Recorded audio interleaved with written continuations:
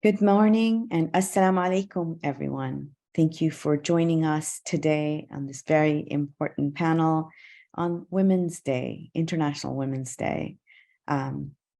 We wanted to have this discussion, a very important discussion that Justice for All has been a part of. Our Hijab's Right petition is currently somewhere around 500,000 signatures. And from the barring of wearing hijab of Muslim female students in educational institutions in Karnataka to the targeting of protesters in Iran, we feel like this topic is much misunderstood and often missing from the discussions. When the topic is discussed are Muslim women who are actually impacted by these decisions. So I'm your host today, your moderator today, Henna Zuberi. I run the DC office of Justice for All, which is an anti-genocide human rights organization based in Chicago. A little bit about our history. We are an organization that started under the banner of Bosnia Task Force when the Bosnia genocide was taking place.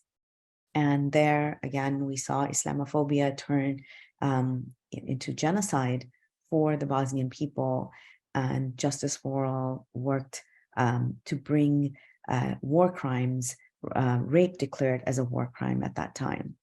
So thank you so much. Today we have a great panel.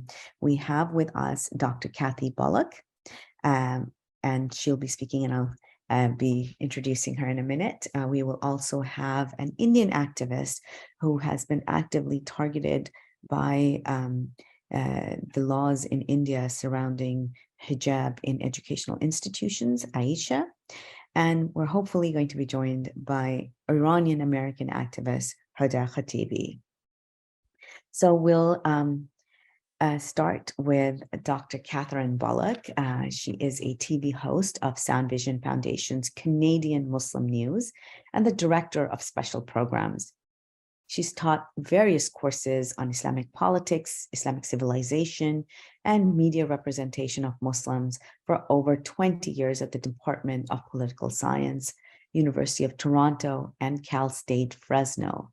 She's the president of Compass Books, dedicated to publishing top quality books about Islam and Muslims in English.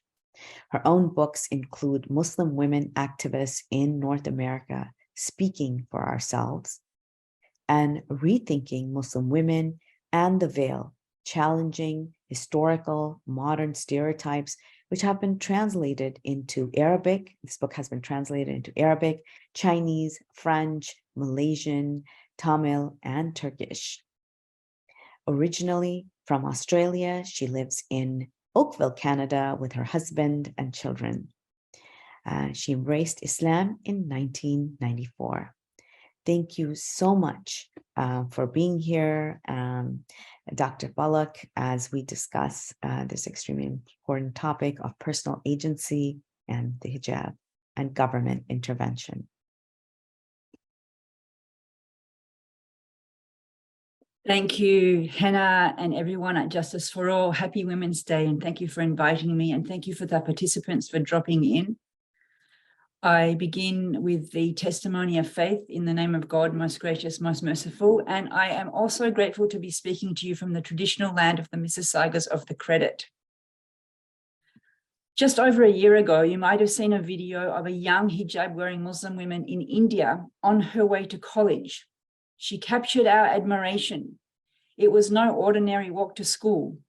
She was heckled by a group of young men wearing saffron-colored shawls, right-wing Hindu supremacist supporters. They closed in on her. By way of protection, she began to shout, Allahu Akbar, God is the greatest. She was on her way to drop off an assignment, even though she could no longer enter a classroom because the state had banned hijab in schools. Young women like her in India are fighting for the right to wear hijab at schools. A few months later, in a country a bit west of India, young Muslim women went into the streets to protest the death of a young woman, Mahsa Amini, at the hands of Iran's morality police. Many of these young women took off their headscarves and burned them in public, shouting, "Woman, life, freedom." They are fighting for the right not to wear hijab in public. The thread that joins these two demands by Muslim women that seem contradictory is the need for agency, the human need for freedom, the human need not to feel oppressed. Complicated matters of human psychology, law, religion, and power politics are embedded in these women's stories. I think it's easy to get distracted by questions such as, is hijab really Islamic, or is hijab really patriarchal? These questions forget the central issue of agency. The point is the right to freedom of expression through clothing, to commit to an interpretation of religion and culture that holds meaning to the self. So today I'm going to begin with a brief story of this concept of agency, the way I think about it, talk about the wider points of hijab in Islam, and finally state power. It's all a very short opening statement. First of all, agency. For me, agency at its simplest is the ability to make a choice about how to live one's life. And for me, agency is a central value in the Quran. The Quran teaches that agency is a core aspect of what it means to be human.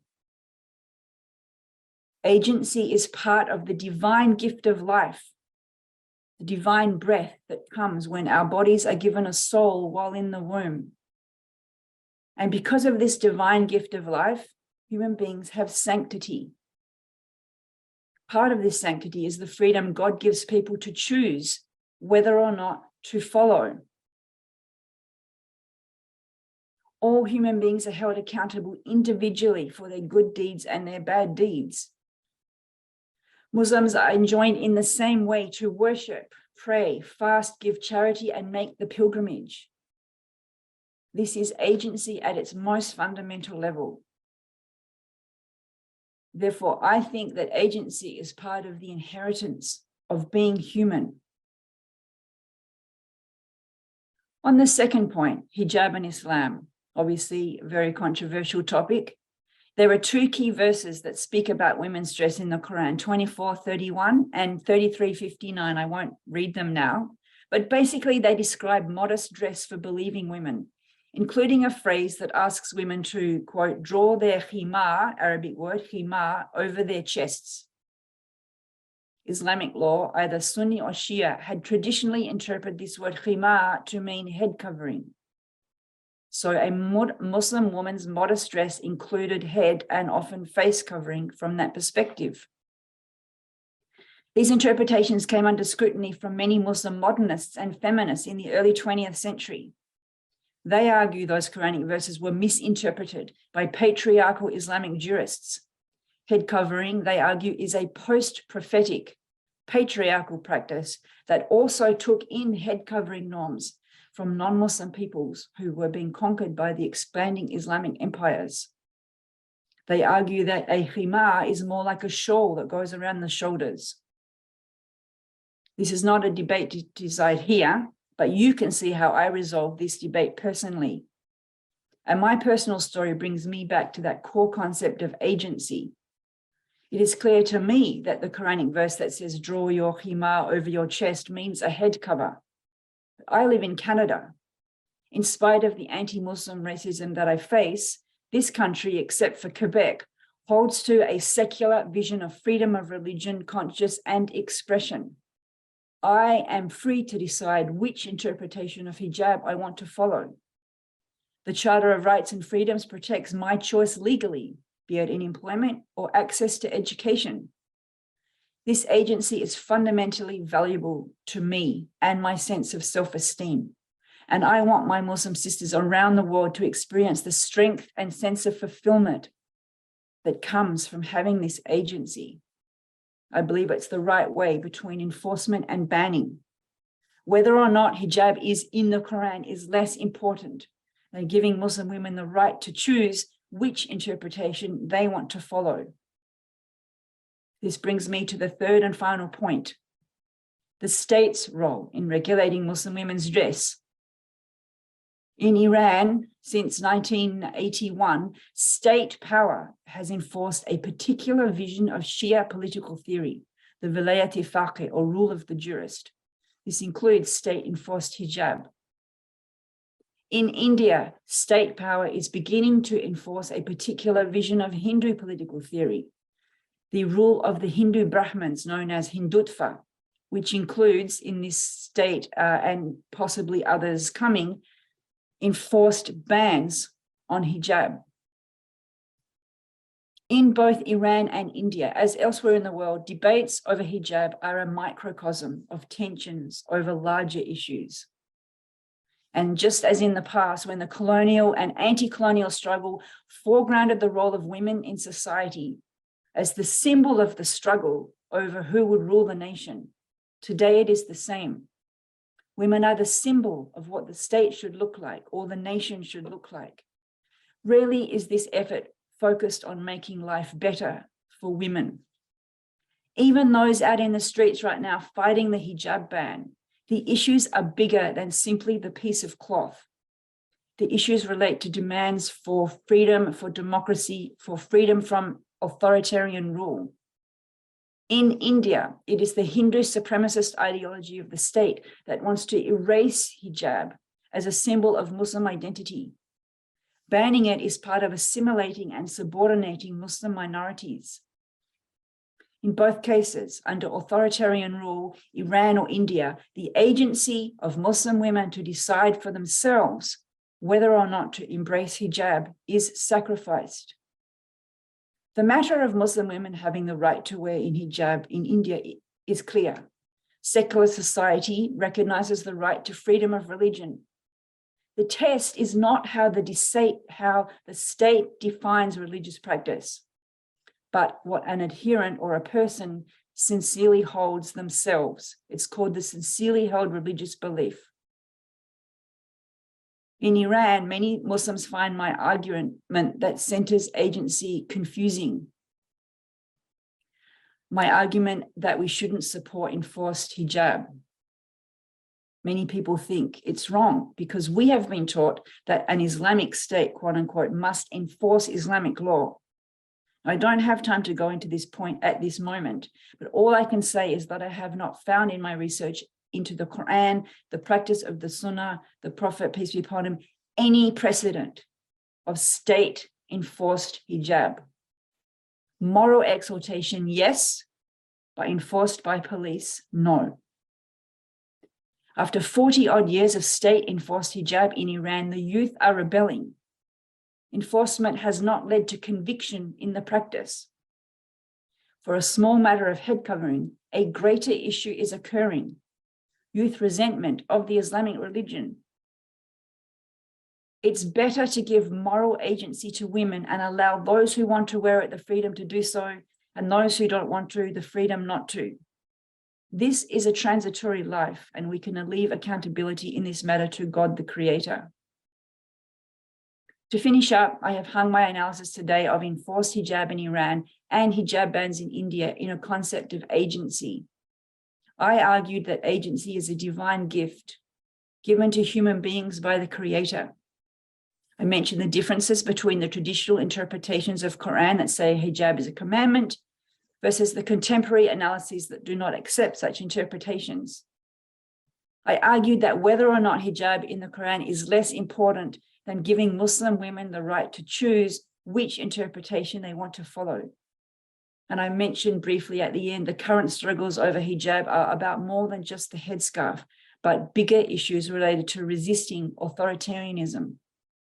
I don't think it's a contradiction to support women's efforts in Iran to end enforced hijab and to support women's efforts in India to wear hijab, because the prior principle of the sacredness of human agency guides us in these determinations.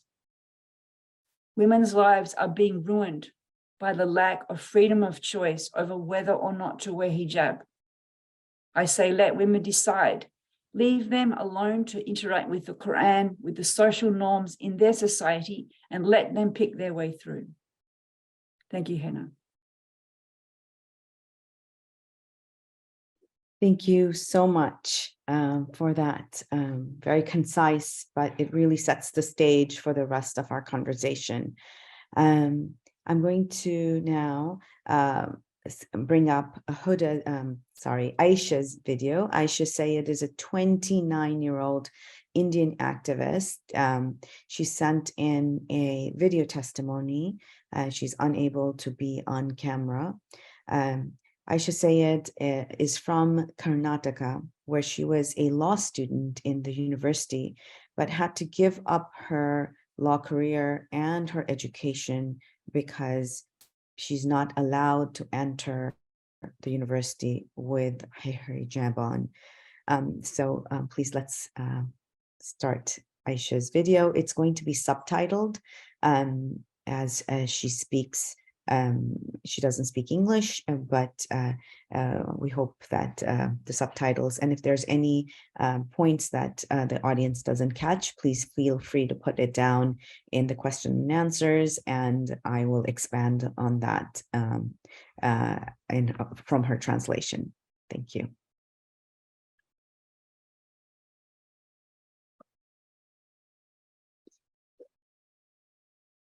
हाय, मेरा नाम आयशा। मैं Udupi LLB कर रही थी, लेकिन अचानक जो एक कॉलेज में जो हिजाब इशू चल रहा था, जो गवर्नमेंट उडुपी कॉलेज का, वो हर कॉलेज में फैलता गया, क्योंकि हर कॉलेज के RSS के लड़कों को गाइड किया गया था कि प्रिंसिपल्स और मैनेजमेंट को जाके बोलो कि मुस्लिम लड़कियां अगर हिजाब डाले तो हम ऑरेंज पहन के आते। तो वहाँ ऑरेंज पहन के आए, और हमारे कॉलेज में जो RSS का हल्का चलता है, वहाँ भी प्रेसिडेंट वगैरह सब लोगों ने हम ना प्रिंसिपल से बोल के हिजाब रोकने के लिए ट्राई करे, लेकिन हमें हिजाब नहीं निकाले एक दो लड़कियाँ। और हमने बोला गया तुम ना TC देते, नहीं तो कॉलेज से डिबार करते अगर तुम्हें हिजाब पहन के आए तो हमें बोले कि इट्स ओके, हमें हिजाब निकाल के नहीं आते, बल्कि मैं कॉलेज छोड़ना पड़ा। तुमने एजुकेशन इम्पोर्टेंट की हिजाब बोले। मैं बोली हम ना आदत नहीं, हमें बड़े होने के बाद शॉल डालते हैं चेस्ट के साथ, हम सिर कवर करके आने का कॉलेज को बोले।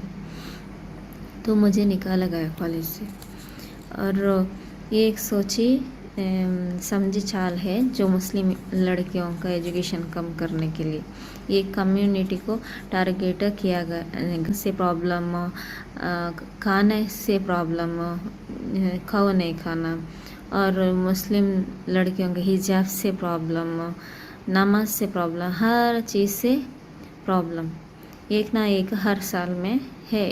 NRC वो ये हर तरफ से इस्लामोफोबिया छलने को है, ये कम्युनिटी को टारगेट कर रहे हैं। और मैं देखती हूँ कि किसी भी धर्म का गॉडेस या किसी भी धर्म का डिवाइन लेडी विदाउट शॉल या क्राउन मैंने देखा नहीं किसी मज़हब। इंडिया के जितने मज़हब है, इवन क्रिश्चियंस होने दो, मेरी दुपट्टा डालती है। वैसे फ़ोटो मैंने मेरी माता का देखा है। और हर जैसा हिंदूस भगवान दुर्गा काली जो भी, उनका सर में भी मैंने क्राउन देखा है, शॉल देखा है, ऐसा ही नहीं देखा। तो मैं चाहती कि लड़कियों को बिकनी होना तो बिकनी पहने दो, या सलवार पहने दो, जो भी कपड़ा है उनको पहनने देना चाहिए। लड़कियों का मर्जी। गवर्नमेंट ये नहीं देखना कि लड़कियां क्या पहने, उनको एजुकेशन देना। हमारा देश में इतनी गरीबी है, इतना बेरोज़गार है, इतना कोरोना वगैरह, इतना भी हेल्थ इशू सब आया, फिर भी एक कपड़ा के वजह से एजुकेशन रोक लेको है। इतना रेप होता है, इतना एसिड अटैक होते हैं, उस पर फोकस नहीं, सिर्फ एक मज़हब के ऊपर फोकस करके पॉलिटिक गेम चलने को है हमारा देश में। तो मैं चाहती कि जिस देश में इतना एजुकेशन कम है, सिर्फ मुस्लिम लड़कियों का नाम में हर मज़हब के, हिंदू, क्रिश्चियन, जैन, सिख, जो भी मज़हब के लड़कियां उनके एजुकेशन कम है, उनको उनके कपड़े में उनको एजुकेशन देने का ताकत गवर्नमेंट रखने दो। इतना पुअर्टी है हमारा देश में, इतना गरीबी है, इन एजुकेशन को इम्पोर्टेंस देने के बदले यूनिफॉर्म को इम्पोर्टेंस दे लेके। तो मैं चाहती हूँ कि हर मज़हब के लड़कियों की एजुकेशन मिले, और हमारा देश में हर लड़कियों का हक है एजुकेशन। सिर्फ इंडिया का नहीं, सारा वर्ल्ड के लड़कियां कुछ भी पहने दो, लेकिन उनको होना सो एजुकेशन मस्ट इम्पोर्टेंट। वैसे भी हमारा देश में लड़कियों का एजुकेशन करके जॉब करने को भी देते नहीं, कभी कभी 10th भी होको रहता नहीं। बहुत रेयर 10th पास करने वाली लड़कियां, PUC पास करके आने वाली लड़कियां कभी कभी डॉक्टर इंजीनियर बनते, और उन्होंने कॉलेज से डिग्री हासिल करते, लेकिन घर वाले शादी के बाद जॉब करने नहीं देते। वैसा हाल है देश में। Thank you so much, Aisha, for that very powerful testimony and commentary on the state of affairs in India. We're still waiting for our third panelist, Huda, to join us. So just in case if she is not able, or we're going to wait for her a little bit, and so maybe I'll start with if there are any questions or questions from the audience, if you could put them down in the Q&A session. And in the meanwhile, as we wait for Huda to join us, we can have a conversation with Dr. Kathy. So Dr. Kathy, as I was listening to Aisha, and we've have a hijab petition online. We believe hijab rights are human rights. For myself as a Muslim woman who does cover this, it's a religious right, but at this point, it's a part of my clothing. It's a part of, as I walk out in the street, just as I would not want anybody to, be very frank, take off my pants and force me to walk around without pants on.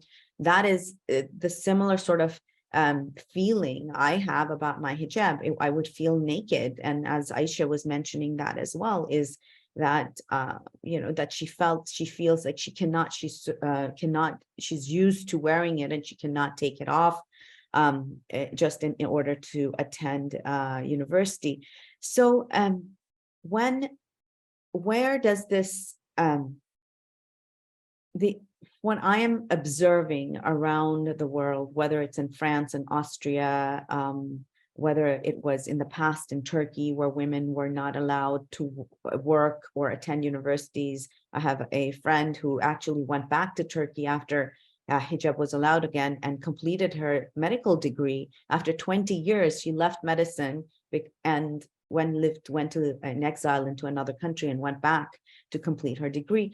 How much of this is government trying to control the population and divert attention from pressing issues like the economy or inflation and other aspects that are affecting daily lives?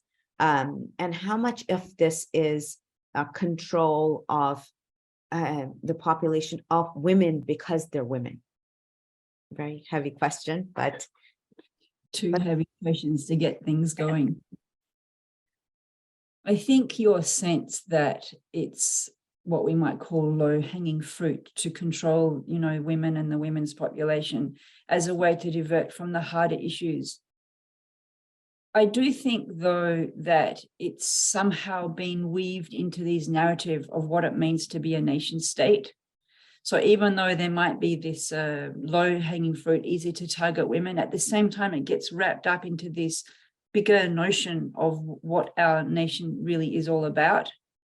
And I mentioned briefly in my talk there's a very classic book now by a political scientist who's originally from Sri Lanka, Jayawardena, I think her name is, and she investigated nationalist struggles in the 19th century and early 20th century.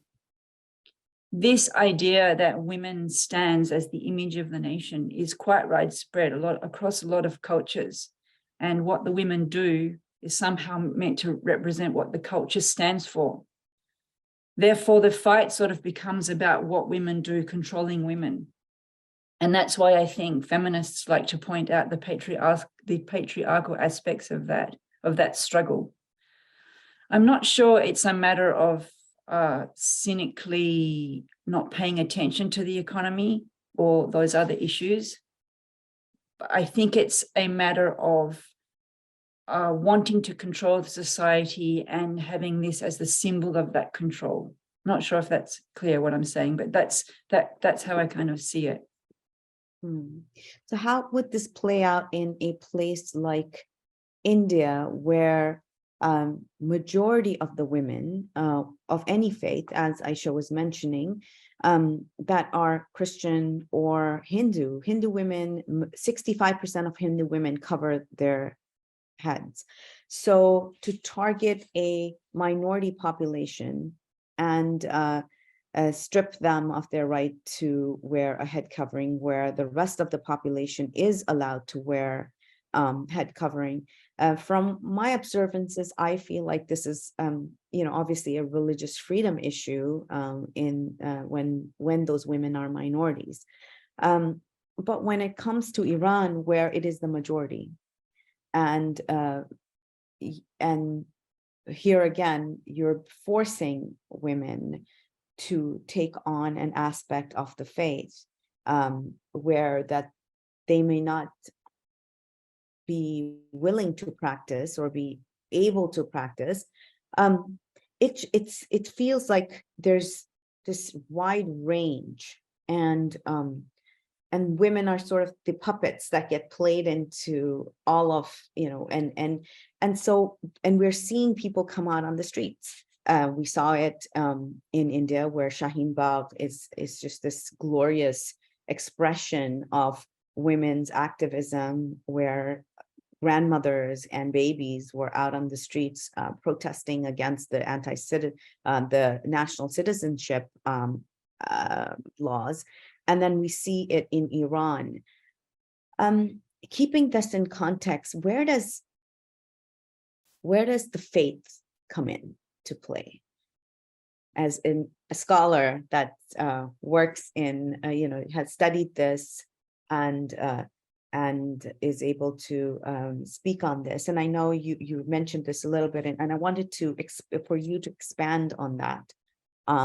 So if I am an Irani woman and I believe that hijab is mandated by God for a woman to wear, and I go out on the streets, but I don't believe that it should be forced upon women, or my other sisters in the faith, so where does that, would I be right to be out on the streets protesting this?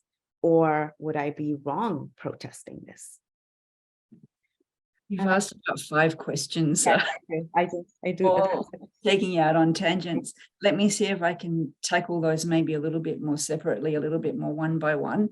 At the beginning of what you just said, you mentioned about what's going on in India, and 65% of Hindu women will wear hijab. The fact that they're banning it for Muslim women tells us that it's not about head covering, which is what I had tried to say earlier. It's not about the head covering. What it's trying to do, it's, I guess, what you might call identitarian politics. They want to privilege a certain identity, and they want to erase and suppress and stamp down and remove another identity. So it's not just the Muslim identity, although that's the main target of the Hindu nationalist movement, but there's also Christians, and as Aisha had mentioned, and Dalits and Sikhs and others. So the fact that they're not banning head covering for everyone tells us it's not about the head, it's not about a piece of cloth, right? It's not about this material, it's about what it stands for. So that was kind of like the first part of your question, and then you led it off into a question around faith and a question around what would we do if we were in Iran.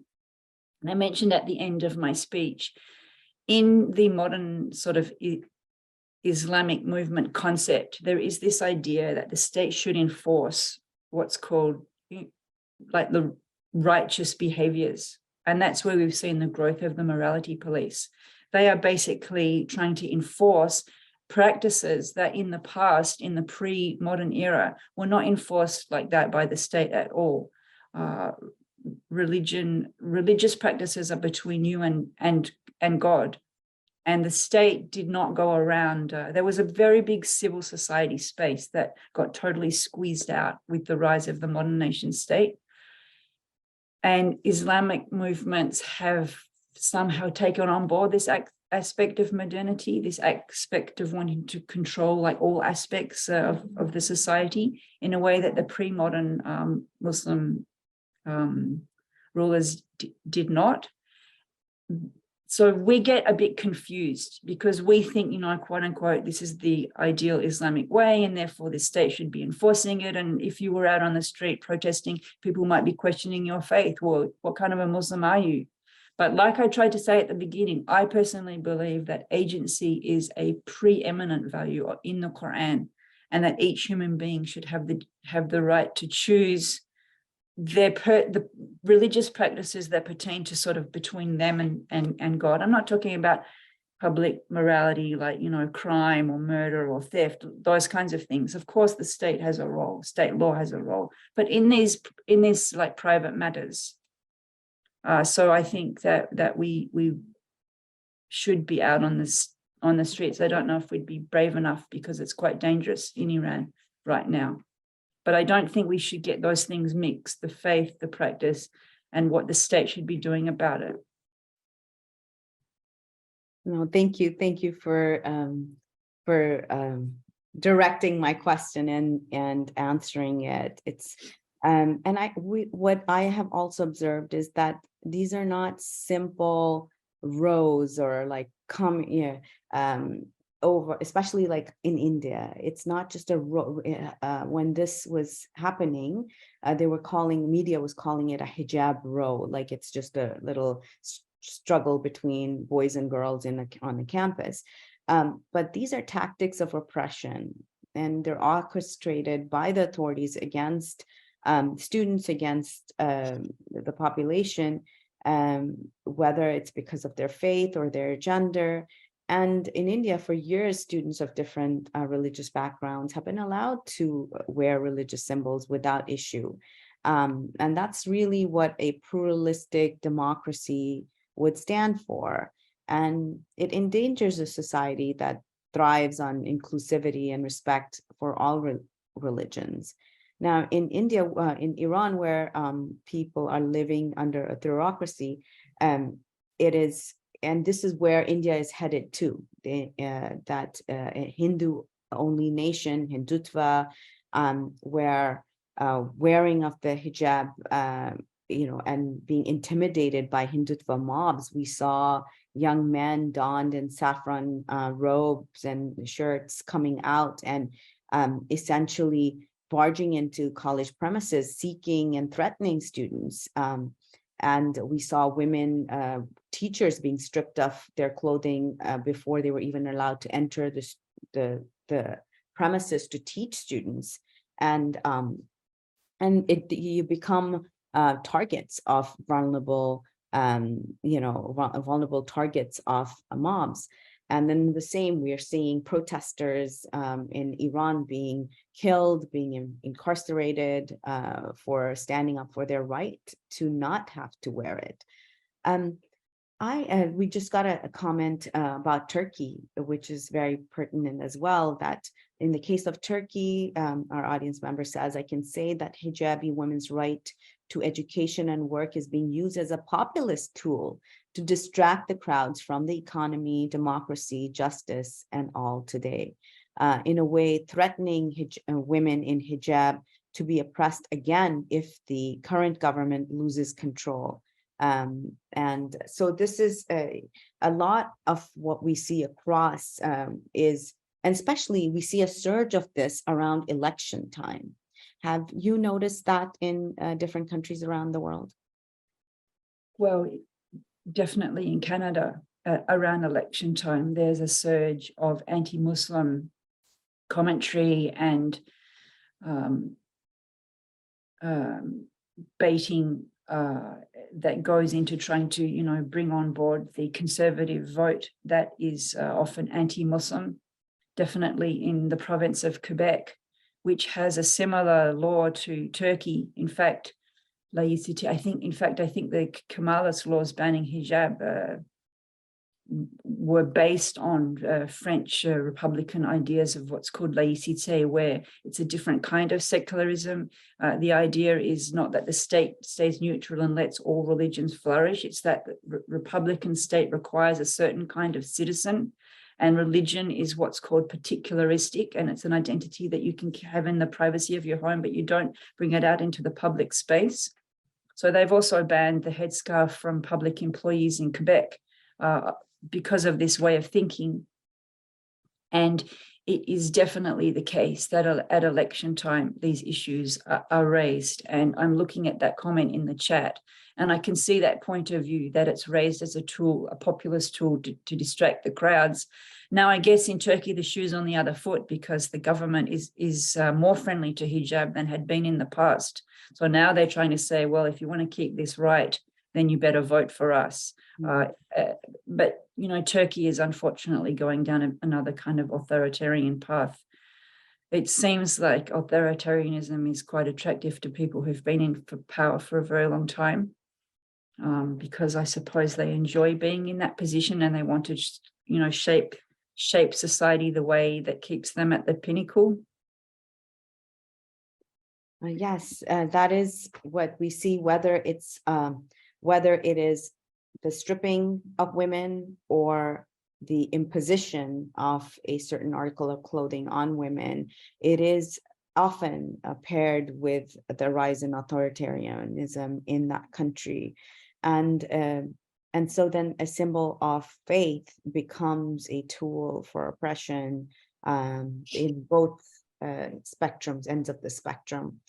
As we're at almost close to our time, about 5 minutes to go. If there are any questions from the audience, we're very pleased that this is probably one of the first times that the CSW NGO Forum has had this discussion and is being headed by Muslim women who and we're still, it looks like Huda will not be able to join us today.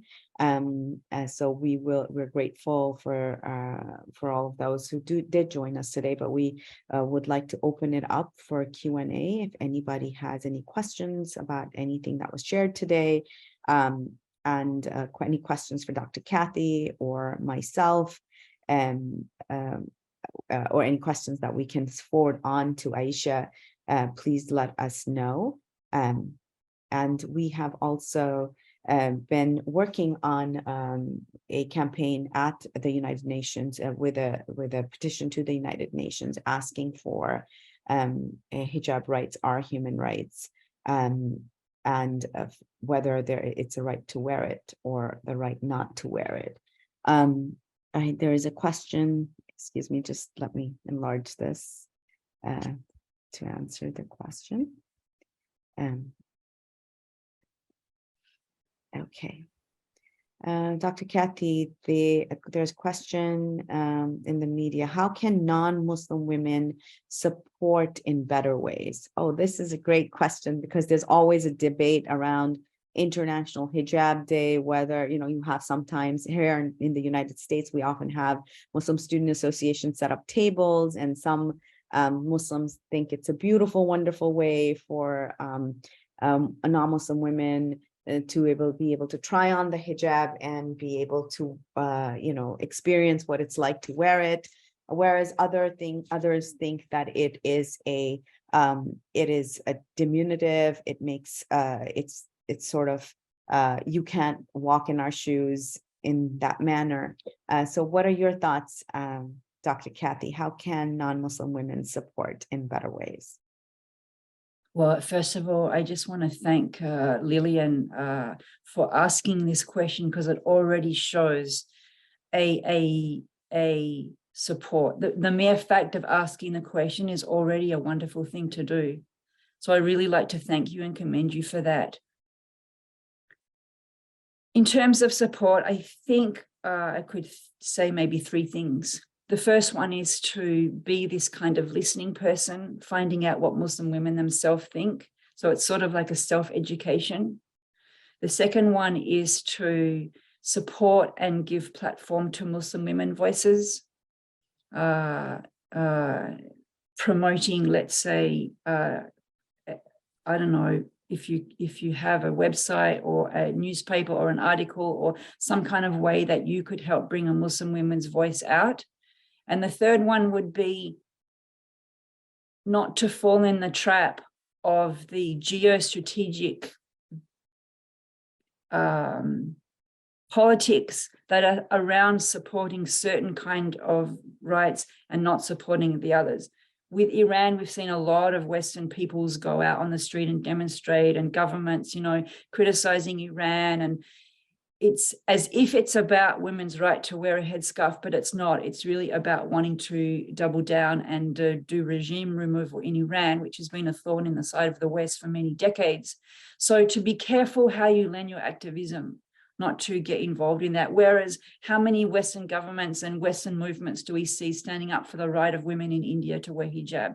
They're ignoring it. They want to sign the trade deals. They want to use, India for, strategic reasons against China or whatever.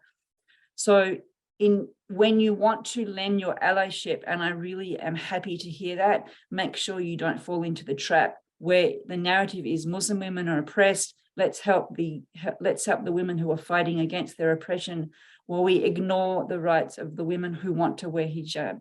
So if you're going to do letters to the editor or go out on the streets, make sure that it's a principle, not a falling into the trap of women are oppressed by hijab, and let's support those who fight against it. If you have a principle of women's agency, then support the agency, no matter where that falls. As I tried to say, in India, help women wear hijab. In Iran, help them not be enforced to wear hijab. I hope that was clear. I don't know, Hannah, if you want to add something. Definitely, that was a great answer. And we just want to reiterate, Muslim women don't need saving. We don't need our lands being invaded and colonized and occupied in using our name that we're out there to save, whether they're Afghan women. And we see the surge of support for Afghan women, or for Iranian women, but we do not see the same sort of support when it comes to French women who do want to don the headscarf, or others who want to practice their faith. And when women are out there, it's great to see the support of women in Iran. It is great. It is affirming to see that. But as Kathy said, not to fall into becoming tools of whether it's Western governments being used, or so that is something that is definitely I would like to reiterate as well. And we've got a few more questions. Great. I think we have up till 10 more minutes, I believe, on the session. So let me just see if we can get this question up here. Okay, so one question is, one really important thing to discuss is Iran's plans to use facial technology to detect a non-hijabi women or non-women who wear hijab, and how they did not get any global attention until the Iranian women actually rebelled. What are the ways of feminist solidarity when it comes to preventing tech being used that way to oppress women? Very, very interesting question. And this is this really reminds me of the Chinese government, how in their, as they're occupying East Turkestan, which they call Xinjiang, where the Uyghur population is, the same facial technology is being used to detect women who do wear hijab, or who, as they leave their homes. And so therefore these women are not allowed to wear hijab as they walk in their own streets. So Dr. Kathy, if you'd like to. That is such a profound and difficult question. I think governments all over the world are interested in facial recognition technology, and I could be wrong, but I think even recently the US government has been using it to find the people who did the riot on Capitol Hill on January 6th in order to arrest people. And I'm pretty sure they've used facial recognition technology to capture those protesters. That is a huge force that is going to be very hard to stop. I think that in terms of solidarity, it would be around, depending on the society in which you live, making sure that privacy laws or activism around privacy, civil liberties associations really stay on the ball, really do what they can to raise the public's attention to the issue, do whatever kind of lobbying is needed. But I do fear that that technology is going to be useful for people in government, no matter which country you live in. So it's a very, very hard thing to fight. Very, very true. Here in the United States, I know ACLU has been working on facial technology as well. It's coming to whatever country that we live in. When you travel in different parts of the world, you cannot enter or exit the country without having your eyes scanned and your faces scanned. And so it is a much larger, broader issue, and rights, privacy rights, and much beyond the scope of this discussion. But I do feel, and it's I did not personally know that the Iranian government is using that, and that's absolutely scary. And that and again, it just seems like people at two ends of the spectrum using the same technologies to oppress the population, and especially women in the population. So thank you for that question. And we really, as organizers and fight in our fights for human rights and women's rights, need to be aware of these new technologies. Part of our coalition on stopping killer robots, and how much technology is being now, it's increasing at such a fast pace that we can't keep up with AI and all, so this is absolutely such a incredibly important arena to be working on, because I feel like human rights defenders do not have the same access to those technologies like oppressive governments do. And so we'll end with this, an answer to this question: how can we get involved with the Hijab Rights and Human Rights campaign and be an active part? And I will definitely, please reach out to me. I'm at Hena, HENA, at justiceforall.org. And please reach out, and we would love to learn more about your work. The questionnaire researches design biases that women who wear hijab face in their daily lives, because of the objects and environments we're surrounded with are not designed for women who wear hijab. And you guys will notice that I do not like to use the word hijabi.